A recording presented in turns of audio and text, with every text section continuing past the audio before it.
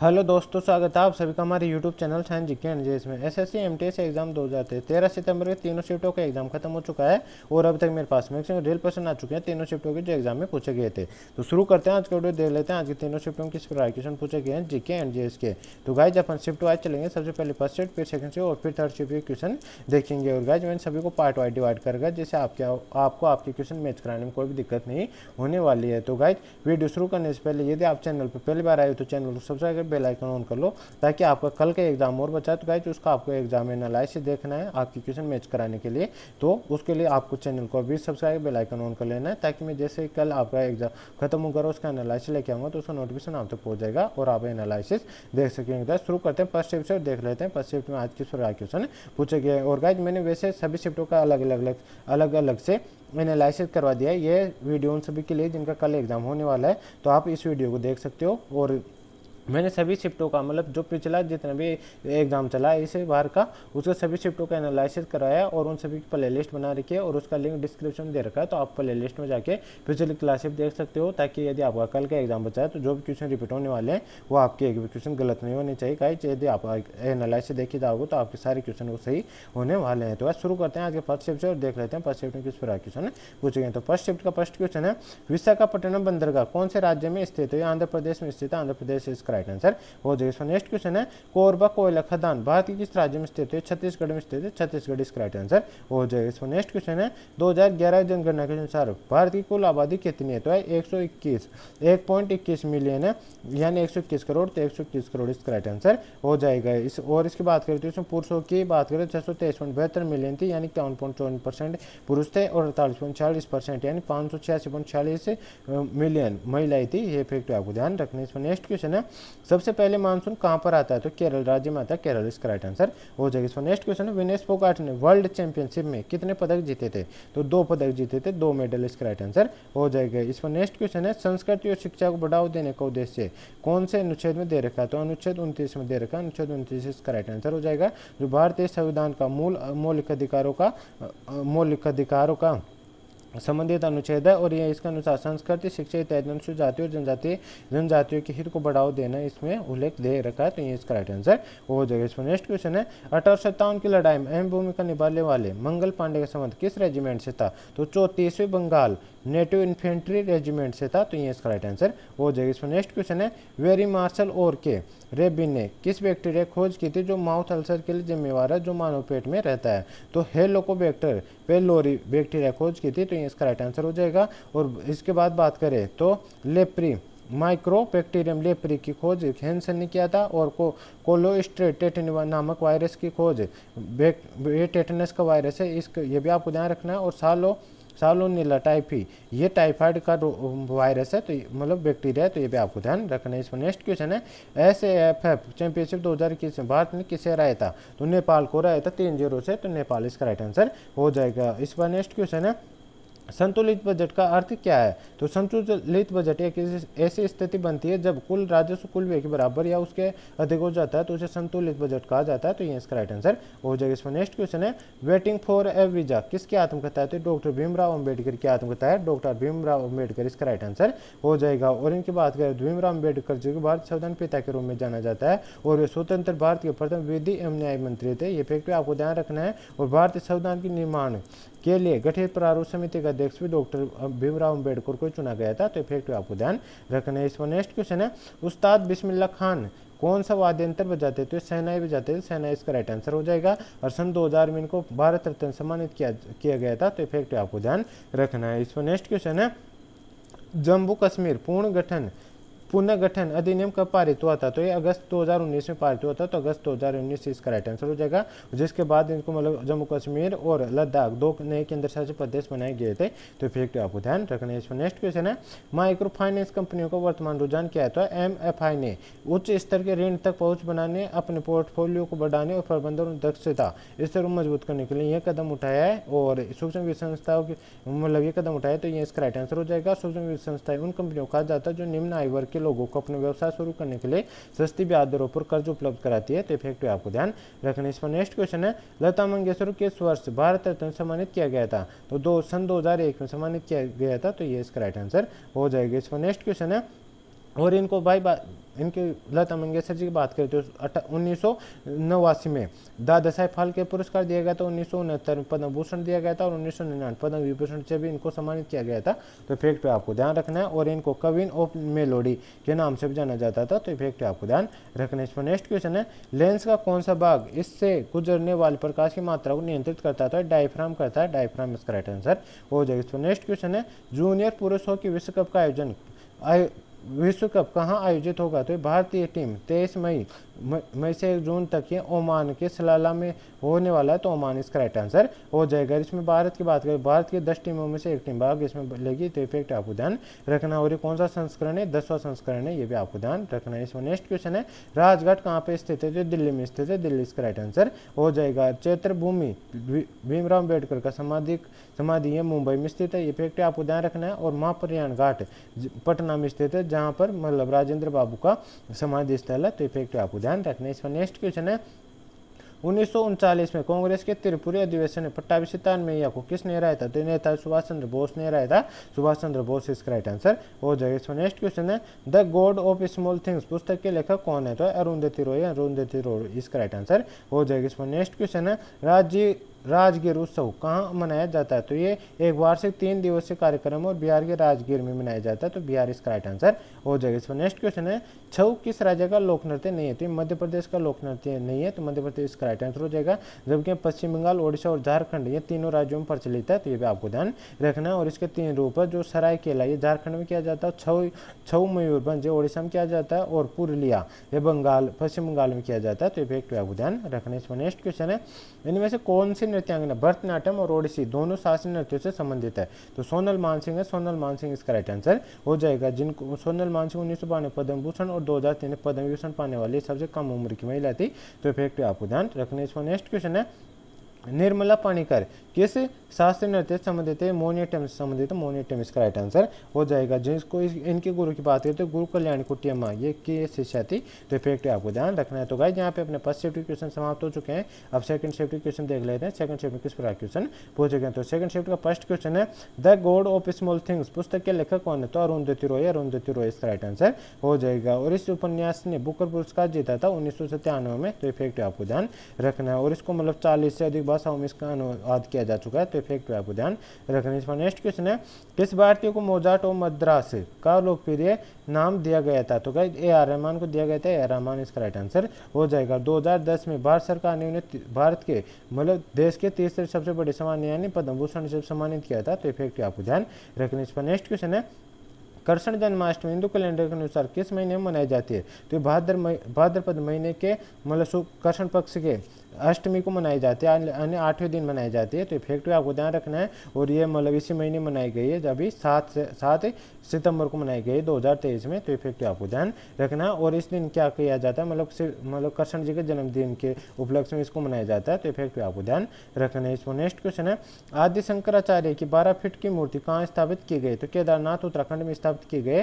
तो उत्तराखंड इसका right answer हो जाएगा। इसको नेक्स्ट क्वेश्चन, भारत में पूर्वी घाट की सबसे ऊंची चोटी कौन सी? तो महेंद्रगिरी। महेंद्रगिरी इसका राइट आंसर हो जाएगा, जिसकी ऊंचाई कितनी है? 1501 मीटर है। तो इफेक्ट आपको ध्यान रखना है। और ये ओडिशा के गजपति जिले में स्थित है। इफेक्ट आपको ध्यान रखना है। और पश्चिमी घाट की सबसे ऊंची चोटी की बात करें तो नाईमुड़ी है, ये भी आपको ध्यान रखना है। और पूर्वी घाट और पश्चिम घाट नीलगिरी पहाड़ियों द्वारा एक दूसरे से मिलते हैं। तो इफेक्ट आपको ध्यान रखना है। इसमें नेक्स्ट क्वेश्चन है, भारत में किस स्थान पर सर्वाधिक वर्षा होती है? तो मानसेराम मेघालय में होती है। तो मानसेराम मेघालय इसका राइट आंसर हो जाएगा। इस पर नेक्स्ट क्वेश्चन आता है, राज्यसभा की सदस्य के रूप में मनोनीत होने वाली पहली महिला कौन थी? रुक्मिणी देवी अरुडेल थी। रुक्मिणी देवी अरुडेल इसका राइट आंसर हो जाएगा। और इनकी बात करें, रुक्मिणी देवी अरुडेल एक भारतीय शास्त्रीय नृत्यांगना थी, जिन्होंने भरतनाट्यम नृत्य शैली के पुनः जागरण का नेतृत्व किया था। और मद्रास यानी अब चेन्नई में कला क्षेत्र फाउंडेशन की स्थापना भी इन्होंने की थी। और श्रीमती रुक्मिणी देवी अरुडेल राज्यसभा सदस्य के रूप में मनोनीत होने वाली पहली महिला थी। और उनका कार्यकाल 1952 से 1962 तक रहा था। और 1956 में इनके पद्म भूषण से सम्मानित किया गया था। तो इफेक्ट आपको ध्यान रखने। इस पर नेक्स्ट क्वेश्चन है, साइप्रस के नाम पर किस धातु का नामकरण किया गया है? तो तांबा का नामकरण किया गया है, तांबा इसका राइट आंसर हो जाएगा। इसमें नेक्स्ट क्वेश्चन, पंकज चरण दास कौन से नृत्य से संबंधित है? तो ये ओडिसी नृत्य से संबंधित है, ओडिसी इसका राइट आंसर हो जाएगा। इनकी बात करें तो एक भारतीय शास्त्रीय नर्तक, कोरियोग्राफर, ओडिसी नृत्य के आदि गुरु हैं, उन्हें ओडिसी नृत्य के जनक के रूप में भी जाना जाता है। तो इफेक्ट आपको ध्यान रखना है। इसमें नेक्स्ट क्वेश्चन है, भानु जी किस घराने से संबंधित है? जयपुर घराने से संबंधित, जयपुर घराने इसका राइट आंसर हो जाएगा। इसमें नेक्स्ट क्वेश्चन है, 2022 के आर्टिफिशियल इंटेलिजेंस की मीटिंग में अध्यक्ष कौन थे? तो राजीव चंद्रशेखर थे, राजीव चंद्रशेखर इसका राइट आंसर हो जाएगा। इसमें नेक्स्ट क्वेश्चन, बैंकॉक ओपन किस खेल से संबंधित है? तो ये बैडमिंटन खेल से संबंधित है, बैडमिंटन खेल इसका राइट आंसर हो जाएगा। इसमें नेक्स्ट क्वेश्चन है, पंडित हरिप्रसाद चौरसिया किस वाद्य यंत्र से संबंधित है? तो ये बांसुरी वाद्य यंत्र संबंधित है, बांसुरी इसका राइट आंसर हो जाएगा। इनका जन्म की बात करें तो 1 जुलाई 1938 को हुआ था और 2000 पंडित हरिप्रसाद चौरसिया को भारत सरकार द्वारा पद्म विभूषण से सम्मानित किया गया था। तो इफेक्ट आपको ध्यान रखने। इसमें नेक्स्ट क्वेश्चन है, ईस्ट इंडिया कंपनी के द्वारा लड़ा गया पहला युद्ध कौन सा था जिसमें वो सफल रही थी? तो आंग्ल मराठा युद्ध, आंग्ल मराठा युद्ध इसका राइट आंसर हो जाएगा। आंग्ल मराठा युद्ध की बात करें तो 3 युद्ध हुए थे जो 1775 से लेकर 1818 ईस्वी तक ये चले थे। ये फैक्ट आपको ध्यान रखना है। और एक और युद्ध पूछा जाता है, पलासी का पहला युद्ध ये लड़ा गया था 27 जून 1757 को, जो मुर्शिदाबाद के दक्षिण 22 मील दूर नदिया जिले में बाघ नदी किनारे पलासी नामक स्थान में होता है। और इस युद्ध में एक और ब्रिटिश ईस्ट इंडिया कंपनी की सेना थी और दूसरे बंगाल के नवाब थे, बंगाल के नवाब। इसमें कंपनी सेना का नेतृत्व रॉबर्ट क्लाइव ने किया था और नवाब, बंगाल का नवाब कौन था? सिराजुद्दौला था, जिसको मतलब इससे हार हो गई थी। तो इफेक्ट आपको ध्यान रखना है। इसमें नेक्स्ट क्वेश्चन पूछा गया था, राग दरबार पुस्तक के लेखक कौन है? श्री लाल शुक्ला। तो श्री लाल शुक्ल इसका राइट आंसर हो जाएगा। 1900 जिसके लिए उन्होंने 1969 में साहित्य अकादमी पुरस्कार से सम्मानित किया गया था इस पुस्तक के लिए। तो ये इफेक्ट आपको ध्यान रखना। इसमें next question, 2023 men's FIH hockey world cup कहाँ पर आयोजित हुआ था? तो ओडिशा भारत में आयोजित हुआ था, ओडिशा भारत इसका राइट आंसर हो जाएगा। ये हॉकी का विश्व कप का 5वां संस्करण था। ये इफेक्ट पे आपको ध्यान रखना है। और यह 13 से 29 जनवरी 2023 तक भुवनेश्वर के कलिंगा स्टेडियम और भारत के राउरकेला में 20,000 सीटों वाले बिरसा मुंडा अंतर्राष्ट्रीय हॉकी स्टेडियम में आयोजित किया गया था। तो इफेक्ट आपको ध्यान रखना है। इसमें नेक्स्ट क्वेश्चन है, कैपिटल इन्वेस्टमेंट पूंजी निवेश का मतलब क्या होता है? कैपिटल इन्वेस्टमेंट का अर्थ है अपनी पूंजी निवेश करना, अथवा या जब आप किसी व्यापार में पैसा लगाते हैं, खुद ही कैपिटल इन्वेस्ट करने कोई बिजनेस शुरू करते हैं तो उसे कैपिटल इन्वेस्टमेंट कहा जाता है। तो ये इसका राइट आंसर हो जाएगा। इसमें नेक्स्ट क्वेश्चन है, एक पादप कोशिका के विभाजन के दौरान वह कोशिका जो 2 भाग में विभाजित होता है उसे क्या कहा जाता है? तो वो नाभिक होता है, नाभिक इसका राइट आंसर हो जाएगा। इसमें नेक्स्ट क्वेश्चन है, भारत के उपराष्ट्रपति का कार्यकाल कितने वर्ष का होता है? तो 5 वर्ष का होता है, 5 वर्ष इसका राइट आंसर हो जाएगा। प्रधानमंत्री का कार्यकाल भी 5 वर्ष का होता है, राज्यपाल का 5 वर्ष का ही होता है। और बात करें तो लोकसभा के सदस्यों का कार्यकाल 5 वर्ष का ही होता है और जो मतलब राज्यसभा के सदस्य रहते हैं उनका कार्यकाल 6 वर्ष का रहता है। तो ये फैक्ट आपको ध्यान रखना है। इसमें नेक्स्ट क्वेश्चन आता है, और इनके बाद बात करें तो एक एस राधाकृष्णन, डॉक्टर राधाकृष्णन भारत के पहले उपराष्ट्रपति थे। ये फैक्ट आपको ध्यान रखना है। और भारतीय संविधान के अनुच्छेद 63 में, अनुच्छेद 63 में भारत के उपराष्ट्रपति का एक उपराष्ट्रपति होगा, यह उल्लेख दे रखा है। तो ये फैक्ट आपको ध्यान रखना है। इसमें नेक्स्ट क्वेश्चन, 2011 जनगणना के अनुसार केरल की साक्षरता दर कितनी थी? तो 93.91% थी। तो ये इसका राइट आंसर हो जाएगा। और देश की साक्षरता दर की बात करें 74.04% है। पुरुषों की साक्षरता दर की बात करें तो 82.14% है। और महिलाओं की साक्षरता दर कितनी है? 65.46% है। तो इफेक्ट आपको ध्यान रखना। और केरल के बाद लक्षद्वीप आता है 92.28%, सेकंड स्थान पर। फिर थर्ड स्थान पर मिजोरम आता है 91.58% के साथ। और सबसे कम साक्षरता दर बिहार राज्य के जो 61.80% है। फिर से सेकंड लास्ट स्थान पर अरुणाचल प्रदेश आता है जिसकी 66.95% है। और थर्ड लास्ट स्थान पर 67.06% के साथ राजस्थान राज्य आता है। तो इफेक्ट आपको ध्यान रखना है। इसमें नेक्स्ट क्वेश्चन पूछा गया था, निम्न में से कौन सा मौलिक कर्तव्य नहीं है? तो गाइस इसमें ये इसको आपको ऑप्शन के अनुसार सोल्व करना था। मैं आपको सभी मौलिक कर्तव्यों बता देता हूँ। जो भारतीय संविधान में मौलिक कर्तव्यों का उल्लेख है, भारतीय संविधान में 11 मौलिक कर्तव्यों का उल्लेख है, जो इस प्रकार है। पहला मौलिक कर्तव्य, प्रत्येक नागरिक का यह कर्तव्य होगा कि वह संविधान का पालन करे, उसके आदर्शों संस्था हो, राष्ट्रध्वज और राष्ट्रगान का आदर करिए, पहला मौलिक कर्तव्य। सेकंड मौलिक कर्तव्य, स्वतंत्रता के लिए हमारे राष्ट्रीय आंदोलन को प्रेरित करने वाले उच्च आदर्श को हृदय में संजोए रखिए और उनका पालन करिए, सेकंड मौलिक कर्तव्य।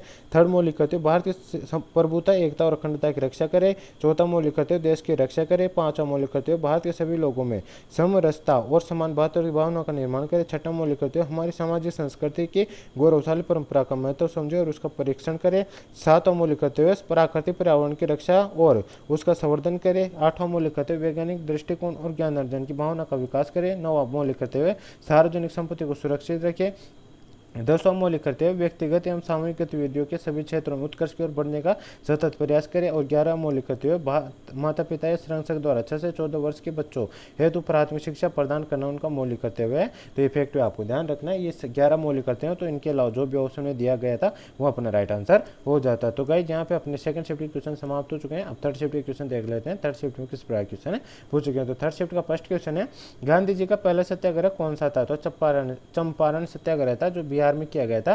तो ये आपको ध्यान रखना है, चंपारण सत्याग्रह इसका राइट आंसर हो जाएगा। ये 1917 में किया गया था, जो नील की खेती के खिलाफ पहला आंदोलन था। इसमें नेक्स्ट क्वेश्चन था, मोहिनीअट्टम किस राज्य से संबंधित है? तो मोहिनीअट्टम ये केरल का अर्थशास्त्रीय नृत्य है, तो केरल इसका राइट आंसर हो जाएगा। इसकी उत्पत्ति बात है 16वीं शताब्दी मानी जाती है और मोहिनी के रूप में विष्णु के पुनर्जन्म में महिलाओं द्वारा हिंदू भगवान इस विष्णु के आदमी यह नृत्य किया जाता है। तो इफेक्टिव आपको ध्यान रखना। इसमें नेक्स्ट क्वेश्चन पूछा गया था, कोशिका खोज किसने की थी? तो रॉबर्ट हुक ने की थी। रॉबर्ट हुक इसका राइट आंसर हो जाएगा। 1665 में की थी। इफेक्टिव आपको ध्यान रखना। और सबसे लंबी कोशिका बात है तो न्यूरॉन होती है, और सबसे बड़ी कोशिका शुतुरमुर्ग का अंडा होता है। तो इफेक्टिव आपको ध्यान रखना। और इसके बाद बात करें तो मतलब कोशिका सिद्धांत किसने दिया था? स्लाइडेन एवं स्वान ने दिया था, और थियोडोर स्वान ने पेप्सिन एंजाइम की खोज की थी। तो इफेक्टिव आपको ध्यान रखना। इसमें नेक्स्ट क्वेश्चन है, मौलिक कर्तव्य किस प्रधानमंत्री काल में संशोधित किए गए थे? तो इंदिरा गांधी के कार्यकाल में संशोधित किए गए थे। इंदिरा गांधी इसका राइट आंसर हो जाएगा। इंदिरा गांधी के नेतृत्व में भारत के संविधान में मौलिक कर्तव्य जोड़ा गया था। सरकार द्वारा गठित स्वर्ण सिंह समिति की सिफारिश द्वारा 42 संविधान संशोधन 1976 द्वारा नागरिकों के मौलिक कर्तव्य संविधान में जोड़ा गया था। और 42वें संविधान संशोधन अधिनियम 1976 के माध्यम से एक नया अध्याय भाग 4 है, जिसमें केवल एक अनुच्छेद अर्थात 51A शामिल है और जोड़ा गया, जो नागरिकों के लिए 10 मौलिक कर्तव्यों की संहिता से संबंधित था, जबकि 11 मौलिक कर्तव्य वे को वर्ष 2002 में 86वें संविधान संशोधन के जरिए भारतीय संविधान शामिल किया गया था। तो ये सभी फैक्ट आपको ध्यान रखने। इसमें नेक्स्ट क्वेश्चन है, निम्नलिखित में किस अर्थशास्त्र ने पैसे को इस प्रकार परिभाषित किया कि पैसा वही पैसा जो पैसा करता है? तो गाइस ये वोकर अर्थशास्त्री था, वोकर इसका राइट आंसर हो जाएगा। वोकर के अनुसार पैसा वही पैसा है जो पैसा करता है। इसे पैसे की एक स्पष्ट परिभाषा माना जाता है। यह विशिष्ट कार्य करता है और यह धन का कोई महत्वपूर्ण कार्य निर्दिष्ट नहीं करता है। तो ये इस प्रकार की स्पष्ट इन्होंने परिभाषा दी थी। तो ये इसका राइट आंसर हो जाएगा। इसमें नेक्स्ट क्वेश्चन है, 2001 में भारत रत्न किसे दिया गया था? तो बिस्मिल्लाह खान को दिया गया था और लता मंगेशकर को दिया गया था, लेकिन बिस्मिल्लाह खान ऑप्शन दे रखा, तो बिस्मिल्लाह खान इसका राइट आंसर हो जाएगा। इसमें नेक्स्ट क्वेश्चन है, लाल किला निम्नलिखित में किस शहर में स्थित है? दिल्ली में स्थित है। दिल्ली इसका राइट आंसर हो जाएगा। इसका निर्माण 1639 में 5वें मुगल सम्राट शाहजहां ने अपनी राजधानी जहानाबाद के महल के रूप में करवाया था। और इसका नाम लाल किला इसलिए क्योंकि लाल बलौर पत्थर का उपयोग करके इसको बनवाया गया है, इसलिए इसका लाल किला नाम है। और लाल किले पर शासन करने वाले अंतिम मुगल सम्राट बहादुर शाह जफर थे। और इसमें कई मंडप जो मुगल सम्राट की रचनात्मकता को दर्शाते हैं, और इसे वास्तुकार उस्ताद अहमद लाहौरी ने डिजाइन किया था, जिसने ताजमहल का डिजाइन बनाया था, उसी ने इसका भी डिजाइन बनाया था। तो ये उस्ताद अहमद लाहौरी भी आपको ध्यान रखना है। और ये यमुना नदी के किनारे स्थित है। इफेक्ट आपको ध्यान रखना है। और लाल किला देश का ऐसा स्थान है जहाँ भारत के प्रधानमंत्री स्वतंत्रता दिवस पर अपना भाषण देते हैं और मतलब तिरंगा झंडा भी फहराते हैं। तो इफेक्ट आपको ध्यान रखना। इसका नेक्स्ट क्वेश्चन है, ओडिशा तट पर कौन सा बंदरगाह अवस्थित है? तो पारादीप बंदरगाह अवस्थित है। पारादीप इसका राइट आंसर हो जाएगा। इस पर नेक्स्ट क्वेश्चन पूछा गया था, और गाइज भारत में 13 वर्तमान में मतलब 13 बड़े बंदरगाह और 200 छोटे मध्यम आकार के बड़े बंदरगाह, जो इस प्रकार मतलब 13 बंदरगाह यहाँ पे। एक आता मुंबई बंदरगाह जो मुंबई महाराष्ट्र में स्थित है। सेकेंड है जवाहरलाल नेहरू बंदरगाह, ये कृत्रिम बंदरगाह, ये महाराष्ट्र राज्य में स्थित है। थर्ड आता है कांडला बंदरगाह, ये गुजरात राज्य में स्थित है कच्छ की खाड़ी में। फिर आता है मुरमुगांव बंदरगाह, ये बंदरगाह गोवा राज्य में स्थित है और इसमें लोहेस का निर्यात इसी बंदरगाह से किया जाता है। और इस बात आता है न्यू मंगलोर बंदरगाह, ये कर्नाटक राज्य का सबसे बड़ा बंदरगाह है, तो ये भी आपको ध्यान रखना है। फिर आता है कोलकाता हल्दिया बंदरगाह, पश्चिम बंगाल राज्य में स्थित है हुगली नदी के तट पर। और फिर आता है पारादीप बंदरगाह, भारत झारखंड और ओडिशा राज्य का लोएस्ट जापान को इसी बंदरगाह से किया जाता है। और ये बंदरगाह ओडिशा राज्य में स्थित है, पारादीप बंदरगाह। ये सभी आपको ध्यान रखने हैं गाइस। इस बात आता है विशाखापट्टनम बंदरगाह, ये विशाखापट्टनम बंदरगाह आंध्र प्रदेश में स्थित है, तो यह भी आपको ध्यान रखना है। और ये एक प्राकृतिक बंदरगाह है, ये फैक्ट आपको ध्यान रखना। इस बात आता है एन्नौर बंदरगाह, ये एन्नौर बंदरगाह भारत तमिलनाडु राज्य में स्थित है और देश का पहला कंप्यूटराइज बंदरगाह है, तो ये भी आपको ध्यान रखना है। 10वां बंदरगाह चेन्नई बंदरगाह, ये तमिलनाडु राज्य में स्थित है और ये सबसे पुराना कृत्रिम बंदरगाह है, ये फैक्ट आपको ध्यान रखना है। इस बात आता है तूतीकोरिन बंदरगाह, तूतीकोरिन बंदरगाह तमिलनाडु राज्य में स्थित है और समुद्र तट पर कम गहराई, इसलिए इस जलयान 5 किलोमीटर दूर यहाँ से रोक दिए जाते हैं। इस बाद आता है कोचीन बंदरगाह, यह कोचीन बंदरगाह भारतीय राज्य केरल के एर्नाकुलम जिले में स्थित है और यह प्राकृतिक बंदरगाह है, तो ये भी आपको ध्यान रखना है। और 13वां आता है पोर्ट ब्लेयर बंदरगाह। ये पोर्ट ब्लेयर बंदरगाह केंद्र शासित अंडमान और निकोबार द्वीप समूह में स्थित है और यह भारत का 13वां प्रमुख बंदरगाह है। तो इस सभी बंदरगाहों को आपको ध्यान रखना है, इनके कौन सा बंदरगाह कहाँ पे स्थित है, कौन से राज्य में स्थित है और इस किस प्रकार का निर्माण किया गया है और किसके लिए प्रमुख है, मतलब किसके उपयोग के लिए प्रमुख है। तो इसे फैक्ट आपको ध्यान रखना है। तो इस पर नेक्स्ट क्वेश्चन है अपना, उमा शर्मा कौन से शास्त्रीय नृत्य से संबंधित है, कथक से संबंधित है, कथक इसका राइट आंसर हो जाए। इस पर नेक्स्ट क्वेश्चन है, भूप्रपट्टी या भूप्रावार के बीच की सीमा को क्या कहा जाता है, तो मोह कहा जाता है, मोह इसका राइट आंसर हो जाएगा। मोह की बात करें तो मोह पृथ्वी पपड़ी और मेटल के बीच की सीमा है, यह एक गहराई जहां भूकंपीय तरंगे वेग बदलती और रासायनिक संरचना में बदलाव होता है, साथ ही मोहरोसोविक अशांत करार भी दिया जाता है। तो इफेक्ट आपको ध्यान रखना। इसमें नेक्स्ट क्वेश्चन है, निम्नलिखित में कौन सी पुस्तक अमृता प्रीतम के द्वारा लिखी गई, तो पिंजर लिखी गई, पिंजर इसका राइट आंसर हो जाएगा। अमृता प्रीतम पंजाब के सबसे लोकप्रिय लेखकों में से एक थी और पंजाब भारत के गुजरावाला जिले में ये पैदा हुई थी और अमृता प्रीतम पंजाब भाषा में पहले कवयित्री माना जाता है। उन्होंने कुल मिलाकर 100 पुस्तकें लिखी है, जिनमें से उनकी चर्चित आत्मकथा रसीदी टिकट भी शामिल है। इसमें नेक्स्ट क्वेश्चन है, आईसीसी क्रिकेट विश्व कप 2011 भारत ने किसके साथ खेला था, श्रीलंका के साथ खेला था, श्रीलंका इसका राइट आंसर हो जाएगा। इसमें विजेता भारत रहा था, रनर अप उपविजेता श्रीलंका रहा था और ये मेजबानी भारत, श्रीलंका और बांग्लादेश तीनों ने मिलकर इसकी की थी। तो इफेक्टिव आपको ध्यान रखना है। इसमें man of the series Yuvraj Singh रहा था। विश्व कप इसका अंतिम में 2 अप्रैल 2011 को मुंबई के वानखेड़े स्टेडियम में खेला गया था। तो इफेक्टिव आपको ध्यान रखना है। इसमें नेक्स्ट क्वेश्चन पूछा गया था, मालगुडी डेज पुस्तक किसने लिखी है, तो आर के नारायण लिखी है, आर के नारायण इसका राइट आंसर हो जाएगा। आर के नारायण मालगुडी डेज पुस्तक के लेखक को 1943 में प्रकाशित हुई थी। तो इफेक्ट पे आपको ध्यान रखना है और इसमें 32 कहानियां हैं। तो इफेक्ट पे आपको ध्यान रखना है। इसमें नेक्स्ट क्वेश्चन है, पीएम रोजगार प्रोत्साहन योजना कब से शुरू किया गया है था, तो इस योजना को 1 अप्रैल 2018 से आरंभ किया गया है। और इस योजना की बात करें, प्रधानमंत्री रोजगार प्रोत्साहन योजना के अंतर्गत सरकार द्वारा 8.33% ईपीएम का योगदान दिया जाएगा। तो इफेक्ट आपको ध्यान रखना। इस पर नेक्स्ट क्वेश्चन है, जनजातीय खेल 2023 में अग्रणी राज्य कौन सा है, तो इस जनजातीय खेल महोत्सव में ओडिशा पुरुष और महिला दोनों वर्गों में समग्र चैंपियन रहा, तो ओडिशा इसका राइट आंसर हो जाएगा। इस कर्नाटक ओवरऑल इवेंट में प्रथम उपविजेता, जबकि झारखंड ओवरऑल इवेंट में द्वितीय उपविजेता रहा है। और 9 से 12 जून 2023 के मध्य ओडिशा में प्रथम जनजातीय खेल महोत्सव संपन्न हुआ है। तो इफेक्टिव आपको ध्यान रखना। इसमें नेक्स्ट क्वेश्चन पूछा गया था, गोवा के मुख्यमंत्री ने रिक्त स्थान नाम से एक राज्य प्रायोजित तीर्थ योजना का शुभारंभ किया है, तो है इसने मुख्यमंत्री देव दर्शन यात्रा योजना का प्रारंभ किया है। तो ये इसका राइट आंसर हो जाएगा। इस योजना के लाभ कौन ले सकता है, तो इस योजना के तहत 50 वर्ष से अधिक आयु के लोग इस योजना में आवेदन करने के पात्र है। इस योजना के तहत गंतव्य स्थलों में तमिलनाडु में वेलंकली, महाराष्ट्र में शिरडी और आंध्र प्रदेश में तिरुपति मंदिर शामिल है। मतलब यहाँ पे इनका मतलब दर्शन किया करवाए जाएंगे इस योजना के तहत। तो इफेक्ट आपको ध्यान रखना। इस पर नेक्स्ट क्वेश्चन पूछा गया था, पर्युषण पर्व या त्योहार किन के द्वारा मनाया जाता है, तो जैन धर्म के लोगों के द्वारा मनाया जाता है। जैन धर्म इसका राइट आंसर हो जाएगा। इसमें नेक्स्ट क्वेश्चन है, ऋतुराज गायकवाड़ ने टीम ए में कितने छक्के लगाए, तो 7 छक्के लगाए थे, 7 छक्के इसका राइट आंसर हो जाएगा। और विजय ट्रॉफी में महाराष्ट्र की ओर से खेल ऋतुराज एक ओवर में 7 छक्के लगाने वाले दुनिया के पहले बल्लेबाज बन गए। तो इफेक्ट आपको ध्यान रखना है। और गायकवाड़ ने यह कारनामा उत्तर प्रदेश के खिलाफ 49वें ओवर में किया था। उनके सामने ये बाएं हाथ के स्पिनर शिवा थे, जिनके खिलाफ इन्होंने 7 छक्के लगाए थे एक ओवर में। तो इफेक्ट आपको ध्यान रखना है। तो गाइज जेता आज के तीनों शिफ्टों का फुल पेपर एनालिसिस। अब गाइज आपका कल का एग्जाम और बचा है, तो कल का आपका जिनका भी एग्जाम बचा है उन सभी को एग्जाम में देने जाने से पहले आप सभी को जितने शिफ्टों का अभी तक मैंने एनालिसिस करा है वो सभी वीडियो और पीडीएफ, यदि आप वीडियो देखना चाहते हो वीडियो देख सकते हो। मैंने सभी वीडियो प्ले लिस्ट बना के उसका लिंक डिस्क्रिप्शन दे रखा है, आप सभी वीडियो को देखे जा सकते हो। या आप पीडीएफ पढ़ना चाहते हो तो मैंने डिस्क्रिप्शन में टेलीग्राम चैनल का लिंक दे रखा है, उसमें सभी जितने एग्जाम कंडक्ट हुए हैं आप सभी का उन सभी का पीडीएफ मैंने ऑल शिफ्ट का कमांड करके मतलब डाल रखा है टेलीग्राम चैनल पर। तो आप वहाँ से जाके मतलब पीडीएफ देख सकते हो और सब शिफ्टों का मतलब पीडीएफ पढ़ के भी जा सकते हो, ताकि आपके एग्जाम में जो भी क्वेश्चन रिपीट होंगे वो आपके एक भी क्वेश्चन गलत नहीं होना चाहिए। तो गाइज ये था आज का वीडियो। आई होप आपको वीडियो पसंद आएगा। वीडियो पसंद है तो वीडियो को लाइक करना, चैनल पहली बार चैनल सब्सक्राइब कर बेल आइकन ऑन कर लेना, ताकि मैं जैसे ही आपका कल एग्जाम खत्म होगा उसका एनालिसिस लेके आऊँगा तो उसका नोटिफिकेशन आप तक पहुँच जाएगा और आप सबसे पहले एनालिसिस देख सकेंगे और अपने क्वेश्चन भी मैच करा पाएंगे। तो गाइज मिलते हैं नेक्स्ट वीडियो में, तब तक के लिए जय हिंद जय भारत।